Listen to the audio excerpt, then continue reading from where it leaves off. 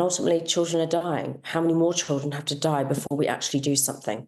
Ellen Room believes her son Jules died after attempting a social media challenge. She now supports a social media ban for under-16s.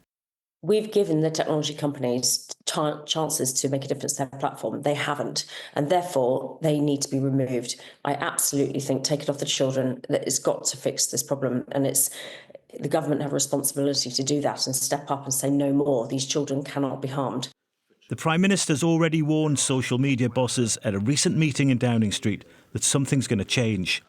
Right now, social media is putting our children at risk. And in a world in which children are protected, even if that means access is restricted, that is preferable to a world where harm is the price of participation.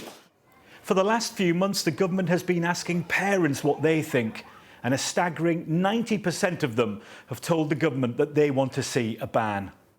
The Technology Secretary Liz Kendall says that shows that parents are crying out for support. Nothing's been decided yet, but with countries like Australia already banning under-16s from having social media accounts, there is pressure to act. I'm slightly nervous about us thinking that a social media ban on 16s will solve the world's problems.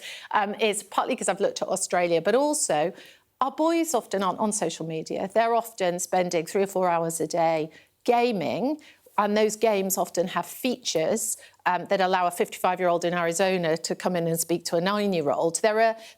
It's much more complex. I would get that list of features, the algorithms, the features that allow adults to come in and speak to children on games, look right across all social media platforms, and I would say you cannot have access to our under-18s if you have not sorted these features out. I don't know why Jules isn't alive. I'm still working on that basis. So I can't say outrightly that a ban would have made a difference. I certainly know he was addicted to the product. It's not safe. And I think the more parents educate themselves to know the harm, it would be enlightening for a lot of people. It's shockingly awful.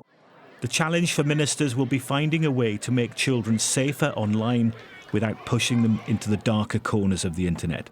Nick Martin, Sky News.